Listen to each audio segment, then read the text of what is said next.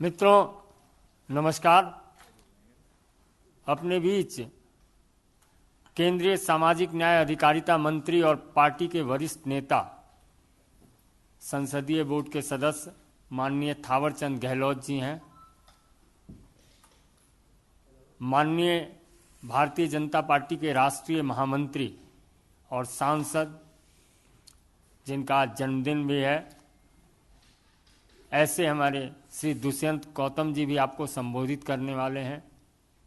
बगल में अनुसूचित जाति मोर्चा भारतीय जनता पार्टी के राष्ट्रीय अध्यक्ष श्री लाल सिंह आर्या जी हैं।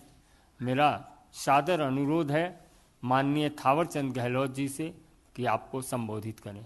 माननीय गहलोत जी। सभी मित्रों को सादर प्रणाम। मैं आज आपके बीच में एक महत्वपूर्ण विषय लेकर के उपस्थित हुआ हूं।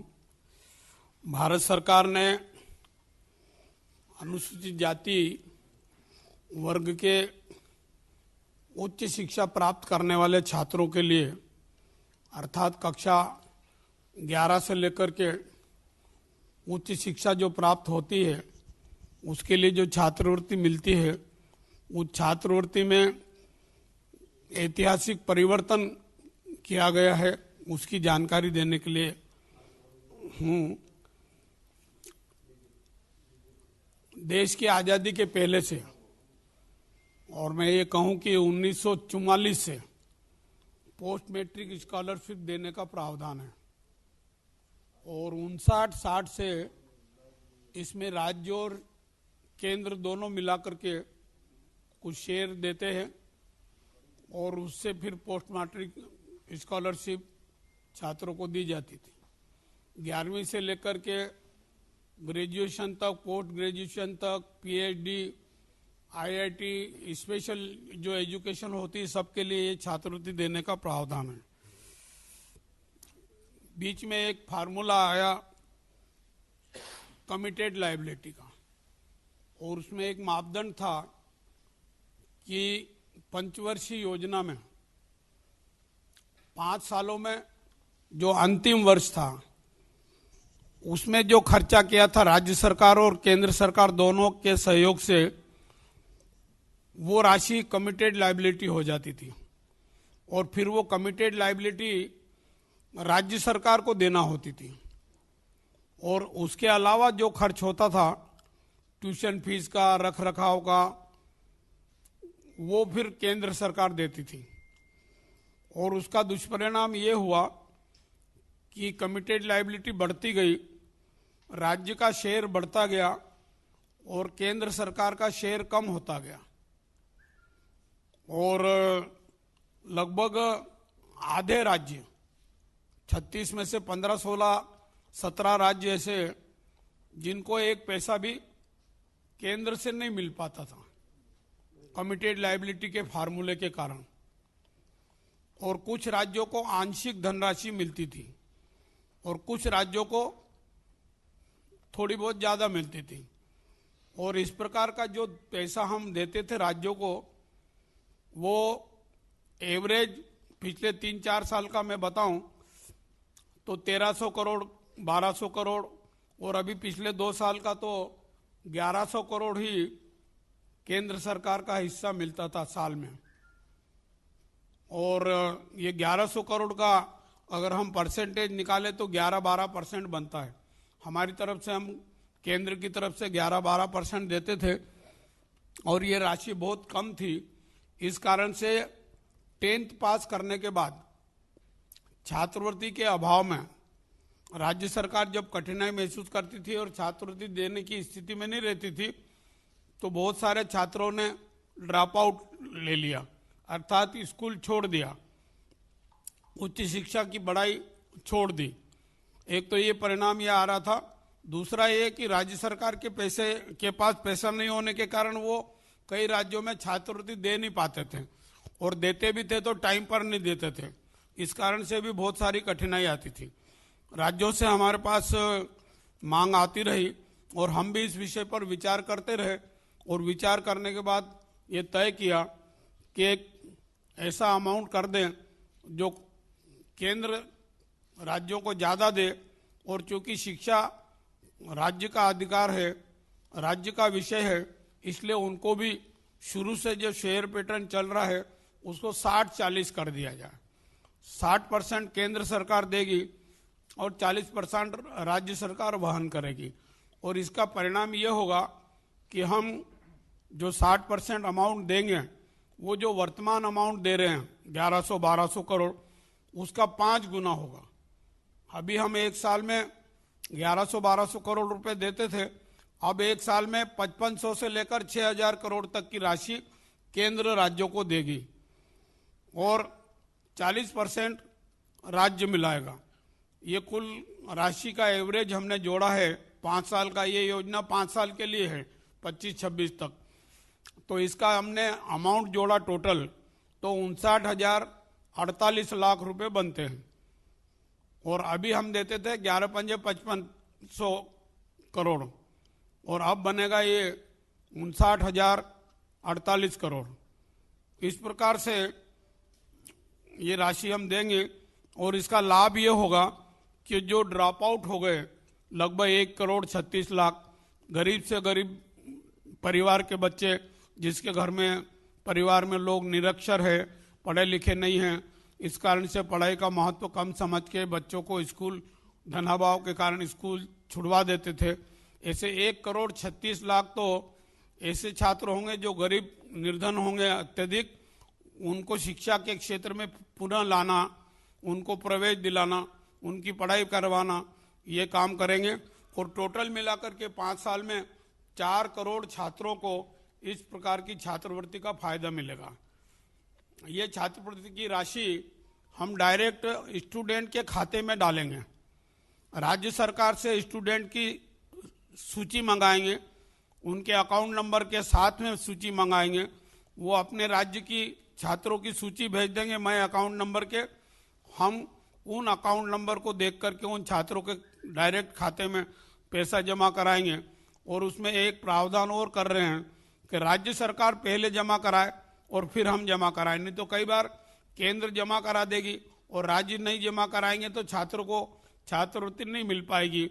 इस कारण से ये भी प्रावधान हम करने का प्रयास कर रहे हैं, और मुझे उम्मीद है कि राज्य सरकार इस फार्मूले से सहमत होकर के, अभी तक हमने घोषणा की है, जानकारी दी है, उसके बाद कई राज्यों से इसकी प्रशंसा भी हुई है और कहा है कि ठीक है ये फार्मूला अच्छा है, हम इस फार्मूले से सहमत हैं।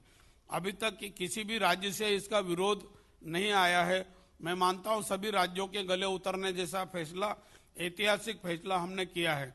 प्रधानमंत्री नरेंद्र मोदी जी शिक्षा को प्रोत्साहित करने की दृष्टि से इस पर गंभीरता से विचार कर रहे थे और ये फार्मूला निकल करके आया है। डायरेक्ट बेनिफिट स्कीम के अंतर्गत स्टूडेंट के खाते में जाने के कारण लीकेजेस भी नहीं होंगे। पहले कई राज्य इस धनराशि का उपयोग छात्रवृत्ति देने की बजाय किसी और काम में ले लेते थे और कई राज्यों से शिकवा शिकायत आती थी, उसकी जांच भी होती थी और राज्य कह देता था कि ठीक है हम अब पैसा छात्रवृत्ति देने में लगा देते हैं। इस प्रकार की अनियमितताएं बहुत सारी होती थी। अब कुल मिलाकर अनियमितताएं भी रुकेगी, छात्रों को डायरेक्ट फायदा मिलेगा और इस योजना के कारण शिक्षा का स्तर बढ़ेगा। अगर मैं आंकड़े दूं कि 2002-03 में कितने थे छात्र और अब कितने हैं, तो आज की तारीख में जब 14-15 से आंकड़े गिनेंगे तो 17% था, आज की तारीख में 23% है और हमारा लक्ष्य है कि ये 27% तक छात्र लोग प्रवेश लेना प्रारंभ करें और 27% का आंकड़ा हम पार करें। इस प्रकार की योजना को लेकर के ये कार्य योजना बनी है। किस राज्य को कितना पैसा मिलेगा ये भी जानकारी मेरे पास है, अगर कोई पूछेंगे तो मैं बताने की स्थिति में रहूँगा। और ये 59,048 करोड़ जो धनराशि टोटल खर्च होने वाली है उसमें 35,534 करोड़ रुपए केंद्र सरकार का होगा और 23,500 करोड़ करीब राज्यों का होगा। ये स्थिति है, इससे छात्रों को लाभ होने वाला है।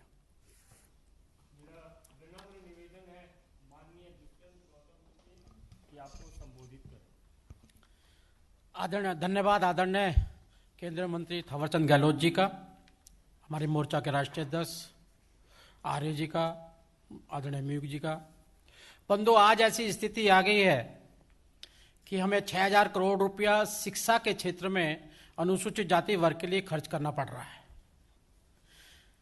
आजादी से पहले और आजादी के बाद, आजादी से पहले छुआछात होती थी, जात पात होती थी, लेकिन संविधान देने के बाद में छुआछात, जात पात, सामाजिक समरसता का बहुत बढ़ावा हुआ है, जिस कारण से हम सब सामंजस्य, आपस में सानिध्य बनाकर रहते हैं। लेकिन समाज जो बुराइयां करता है, समाज में जो बुराइयां होती हैं, समाज के द्वारा, प्रमुख लोगों के द्वारा समय समय पे खत्म होती रहती हैं। अनेकों ऋषि मुनियों ने भी इसके लिए प्रयास किया है और वो खत्म भी हुई है। लेकिन सरकार जब छुआछात और जात पात या द्वेष के कारण किसी वर्ग को वंचित करके रखती है तो बड़ा दुखदायी होता है। आजादी के बाद, क्योंकि डॉक्टर भीमराव अंबेडकर जी धारा 370 नहीं चाहते थे, वह पाकिस्तान के बंटवारे को आर पार चाहते थे, क्योंकि बंटवारा हुआ है, आर पार होना चाहिए। वो समान आचार संहिता चाहते थे, वह महिलाओं को बराबर का हक चाहते थे, जिसके कारण जवाहरलाल नेहरू जी उनको पसंद नहीं करते थे, उनका 36 का आंकड़ा था। कांग्रेस ने वो द्वेष वहीं पर ही नहीं रोका, बल्कि हमने देखा कि डॉक्टर भीमराव अंबेडकर जी से इतना द्वेष कांग्रेस रखती थी कि उनको भारत रत्न लेने के लिए कम से कम गैर कांग्रेसी सरकार का इंतजार करना पड़ा। ये बड़े दुखदायी बात है। और उस समय से हम लगातार देखें, यही नहीं है, डॉक्टर भीमराव अंबेडकर जी का अंतिम संस्कार भी दिल्ली में नहीं होने दिया। और दुर्भाग्यपूर्ण है कि यहाँ की सामाजिक संस्था ने उनको बॉम्बे लेके गए, दादर के अंदर। आपने देखा होगा दिल्ली में कहीं भी डॉक्टर भीमराव अंबेडकर जी की समाधि भी नहीं है और ना ही उनका संग्रहालय है। मैं अपने माध्यम से आदरणीय नरेंद्र मोदी जी का और हमारे सामाजिक न्याय अधिकारिता मंत्री थावरचंद गहलोत जी भी बैठे हुए हैं, इन सबका धन्यवाद करना चाहता हूं कि केंद्र सरकार ने आदरणीय नरेंद्र मोदी जी के नेतृत्व में डॉक्टर भीमराव अंबेडकर जी की समाधि, जो दादर के किनारे चेत भूमि है, जिसको चेत भूमि कहते हैं, उसका पूरा निर्माण वहां पे 10 एकड़ के अंदर इंदू मिल बंद पड़ा हुआ था, उसको लेकर डॉक्टर भीमराव अंबेडकर की समाधि बनाने का काम किया। और सबसे बड़ा दुख जब होता है, हम संग्रहालय देखते हैं, हम जवाहरलाल नेहरू के संग्रहालय जाते हैं, 3 मूर्ति बड़ी चीजें मिलती हैं, जहां तक कि उनको गुलाब का फूल उस समय का भी किताबों के अंदर बंद दिखाई देता है। उन जो दैनिक जरूरत की चीजें थी वो इस्तेमाल किया करते थे, वो भी हमें हर जगह मिल जाती है। गांधी जी के संग्रहालय में जाएंगे, आपको चश्मा मिल जाएगा, उनसे जो दैनिक चीजें वो यूज करते वो मिल जाएगा। आप इंदिरा गांधी के संग्रहालय में जाएंगे, जिस साड़ी में गोली लगी थी वो साड़ी भी आपको मिल जाएगी। लेकिन डॉक्टर भीमराव अंबेडकर जी अचकन डाला करते थे, टाई पहना करते थे, चश्मा पहना करते थे, एक घर के अंदर रहते थे, तो घर में उनकी जो जरूरत की चीजें सारी थी। और खासकर वो टाइपराइटर भी था जिससे संविधान लिखा गया था। वो भगवान बुद्ध की मूर्ति भी थी जिसके सामने उन्होंने बुद्धिस्ट धर्म अपनाया था। लेकिन ये सारी की सारी चीजें कांग्रेस के दुर्व्यवहार के कारण वो यहां से बाहर निकाल दी गई। 26 अलीपुर रोड, जो आदरणीय थावरचंद गहलोत जी ने अभी 100 करोड़ रुपया लगाकर 26 अलीपुर रोड वो उनको एक संग्रहालय बनाया है, वो सामान उठाकर वो 26 वहां पर नागपुर में चिंचोली गांव 35 किलोमीटर दूर है, वहां पर वो उनका एक सहायक था अजगले, वो उनको लेकर चला गया था सामान को।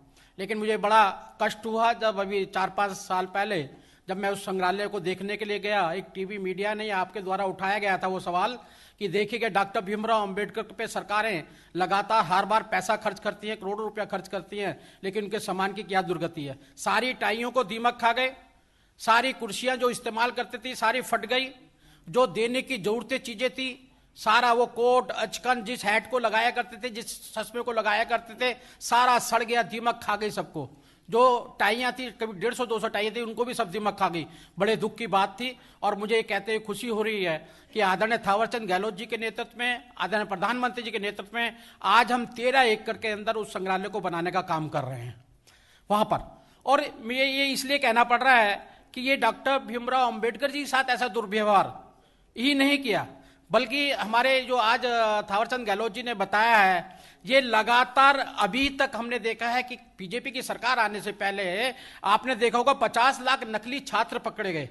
अनेकों अनेक छात्रवृत्ति ले लिया करते थे स्टेटों के अंदर और बोगस नामों को रखकर, और वो उनकी छात्रवृत्ति को खाए आते थे, दलितों को डायरेक्ट नहीं मिलती थी। लेकिन आज जन धन योजना के माध्यम से आधार कार्ड से जोड़ने के बाद आज वो छात्रवृत्ति पूरी की पूरी, जो राजीव गांधी जी खुद कहा करते थे कि उनके शासन में ऐसा भ्रष्टाचार था कि 100 रुपया भेजते हैं तो 15 पैसे पहुंचता है, लेकिन आज छात्रवृत्ति पूरी पूरी मिलेगी। और आज के इसके साथ मैं एक और चीज की भर्त्सना करना चाहूंगा कि पंजाब के अंदर, अभी पंजाब के अंदर जो हमने छात्रवृत्ति स्कॉलरशिप दी थी, करीब 2019 के अंदर 303.92 करोड़ दी थी, लेकिन उन्होंने 18 दिसंबर को वहां से 248 करोड़ रुपया निकाला, और लेकिन उसके अंदर 39 करोड़ की पेमेंट का फाइल या दस्तावेज वहां पर अब भी नहीं मिल रहा है, जो बहुत बड़ा घोटाला इस स्कॉलरशिप में किया जाता है। आज वहां पर अनुसूचित जाति वर्ग के सारे धार्मिक संत, अनेकों अनेक IAS IPS पूर्व जो रिटायर्ड हैं चंडीगढ़ के अंदर उस पर स्ट्राइक पर बैठे हुए हैं, जो घोटाला पंजाब सरकार ने किया। और यही नहीं, अनेकों अनेक घोटाले जो कांग्रेस सरकार में होते रहते थे, इस पारदर्शिता के कारण वो उसके अंदर भी बहुत कमी क्या बिल्कुल नगण्य हो गए हैं। और मैं उसकी रिपोर्ट आपको बताना चाहूंगा। करीब करीब 1.4 लाख नकली NGO जो हैं वो खत्म हुए हैं, 2.5 लाख नकली कंपनियां खत्म हुई हैं, 21 लाख नकली डायरेक्टर खत्म हुए हैं, और सबसे बड़ी दुख की बात है कि राशन कार्ड जो गरीबों को राशन मिलता है, 5 करोड़ नकली राशन कार्ड इस पारदर्शिता के कारण खत्म हुए हैं। 4 करोड़ नकली LPG कनेक्शन थे, जिसके कारण से वो सारा कुछ हुआ जो हमने खत्म कराए हैं। और ऐसे ही सबसे दुख तो है मनरेगा के 2 करोड़ नकली कार्ड, मतलब मनरेगा के लोगों की कमाई को भी ये लोग नहीं छोड़ते थे। ऐसा सुशासन हमारे नरेंद्र मोदी जी ने देने का काम किया है। मैं आपके माध्यम से पुनः ये छात्रवृत्ति दी गई है, देश के प्रधानमंत्री का आदरणीय थावरचंद गहलोत जी का बहुत बहुत धन्यवाद करना चाहता हूं। और साथ साथ जो हमारी साथ में एक और आदरणीय थावरचंद गहलोत जी के नेतृत्व के अंदर उनके मंत्रालय द्वारा काम हुआ है कि दलित का कोई भी गरीबी की रेखा के नीचे का कोई भी व्यक्ति बीमार होता है तो उसको 15 दिन के अंदर अगर वो अपनी रिपोर्ट देता है, हॉस्पिटल से वो अपना डिटेल्स बनाकर भेज देता है मंत्रालय को, 15 दिन के अंदर हम 2, ढाई, 3, 7 दिन के अंदर 2.5-3 लाख रुपए जो उसका बनता है वो भी हम 3.5 लाख तक का हम उनको देते हैं, ताकि उस आदमी की कोई बीमारी। इसलिए हमने अनिश्चित क्यों करना पड़ा हमें, क्योंकि अभी तक ये सरकारें जो हो रही है पीछे, वो गरीबों को, किसानों का, दलितों का शोषण करती रही हैं। गरीबी हटाओ के, लेकिन गरीबी नहीं हटाई, गरीबों का शोषण किया। एक बहुत बड़ी खाई हमने पूरे पुराने कार्यकाल के अंदर जो आदरणीय नरेंद्र मोदी जी का रहा है, जिसमें हमने गैस के कनेक्शन दिए हैं, शौचालय दिए हैं, अनेकों अनेक योजना पे हमने समतुल्य लेकर आए हैं। आज हम सरकार के माध्यम से उनको स्वावलंबी बनाने का काम कर रहे हैं, और अनेकों अनेक इसमें त्रुटियां भी पाई जा रही हैं। हम भारत सरकार, वर्तमान की नरेंद्र मोदी जी सरकार सभी दलित और गरीबों के प्रति समर्पित है। जिस प्रकार से आप किसान आंदोलन पर हम पहले भी बहुत कुछ बोल चुके हैं, ऐसे ही उनके साथ भी दुर्व्यवहार का भावना जो कांग्रेस सरकार और वो कर रही है, उसकी हम भर्त्सना करते हैं। और नरेंद्र मोदी जी और थावरचंद गहलोत जी का बहुत बहुत धन्यवाद करते हैं, जिन्होंने अनुसूचित जाति वर्ग के को अब एकदम ऊपर उठाने का काम किया है। बहुत बहुत धन्यवाद। मैं 2 बातें और बताना चाहता हूँ, छूट गई थी। एक तो ये जो 5,500 करोड़ का अमाउंट इस मार्च तक ही हम राज्यों को दे देंगे, मतलब इसी साल से इसको लागू कर देंगे। और दूसरी बात ये है कि हर साल 5% राशि बढ़ा करके देंगे।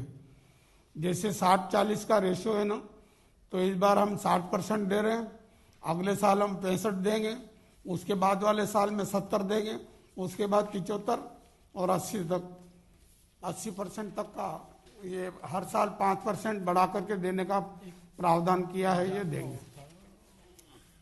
आपके कोई प्रश्न हो तो पंजाब गवर्नमेंट का साइलेंट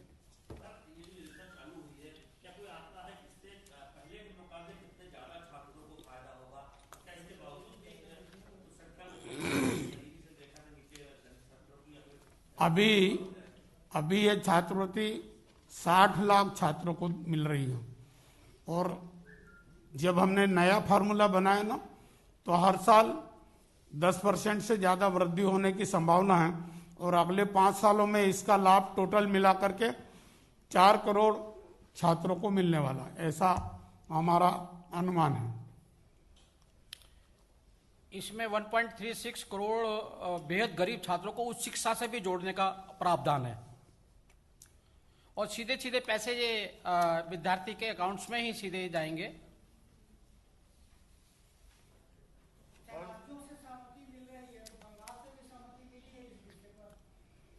असहमति किसी भी राज्य से नहीं आई अभी तक। अभी तो बंगाल वाले वो किसान क्रेडिट वाला भी पैसे मांग रहे हैं, अब तो पहले नहीं दे रहे थे, अब तो मांग रहे हैं। वो आयुष्मान का भी पैसा मांगेंगे थोड़ी देर में, लेकिन वो मांग रहे हैं हमें दोगे हम बांटेंगे, और वो कैसे बांटते हैं ये मालूम है। लेकिन सब पैसा जनधन खाता जो खुला है उसी के माध्यम से आधार कार्ड से संबंधित होकर जाएगा। कोई भी इसमें भ्रष्टाचार नहीं होगा। जो 85% लोगों को, कांग्रेसियों को, अन्य दलों को खाने की आदत पड़ी हुई है, वो आदत अब छूट जाएगी। बहुत बहुत धन्यवाद। अच्छा,